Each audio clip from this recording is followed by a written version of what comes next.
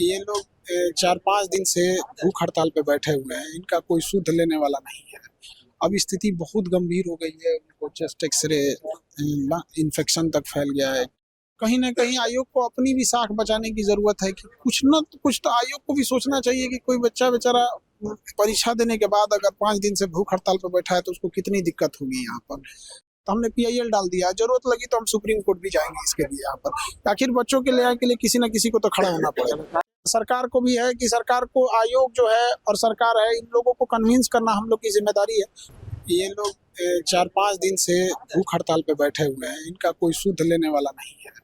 अब स्थिति बहुत गंभीर हो गई है। उनको चेस्ट एक्सरे इन्फेक्शन तक फैल गया है। किडनी फंक्शनल रिपोर्ट बहुत नेगेटिव आ रहा है यहाँ पे। तो ये लोग एडमिट हैं। इन लोग को वहाँ इनका हिम्मत बढ़ाना है और कहीं न कहीं आयोग को अपनी भी साख बचाने की ज़रूरत है कि कुछ न कुछ तो आयोग को भी सोचना चाहिए कि कोई बच्चा बेचारा परीक्षा देने के बाद अगर 5 दिन से भूख हड़ताल पे बैठा है तो उसको कितनी दिक्कत होगी यहाँ पर। तो इसमें आयोग को भी सुनने की ज़रूरत है और हमने इस पे पीआईएल डाला है हाई कोर्ट में।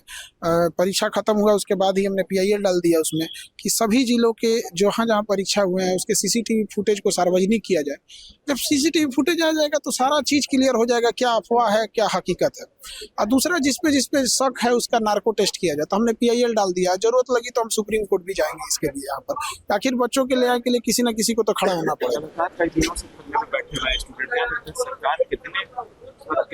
देखिए आयोग को इस पे तो सोचना पड़ेगा यहाँ पे कि कहीं ना कहीं बच्चों के हित में सोचे। सरकार को भी है कि सरकार को आयोग जो है और सरकार है, इन लोगों को कन्विंस करना हम लोग की जिम्मेदारी है। हमारी कोशिश है कि इन लोग को कन्विंस किया जा सके यहाँ पे। और हाई कोर्ट का जैसे अब चूंकि छुट्टी हो गया इधर हाई कोर्ट में, वरना वहाँ से हम लोग सीसीटीवी फुटेज ले लेते तो हम लोग साक्ष्य भी दे सकते थे यहाँ पे, क्योंकि आयोग तो एक बार में झाड़ देता है कि भगा देता है बच्चों को कि हम ऐसा कुछ नहीं हुआ है। तो कहीं ना कहीं बच्चे साक्ष्य कहाँ से लाएंगे। तो साक्ष्य लाने के लिए एक सीसीटीवी फुटेज ही माध्यम हो जाता है। अभी तक सरकार कुछ रिस्पॉन्स दी है आप लोग के धरने का या प्रोटेस्ट का? अभी कुछ मतलब मिला जुला रिस्पांस है, लेकिन ऐसा कोई रिस्पांस नहीं है कि जिससे बच्चों को राहत मिल सके यहाँ पर। अभी हम लोग उसमें आगे और बात आगे कन्विंस करेंगे, बढ़ाएंगे। आप अस्पताल में कितने लोग घायल हैं? यहाँ लगभग 4 से 5 लोग हैं जो बहुत सीरियस हैं, उनको बहुत आईसीयू में भर्ती करना पड़ गया। और बाकी 10 लोग हैं जो अब उनकी भी बीमार हैं, बट ये जो 4-5 है ज्यादा सीरियस है।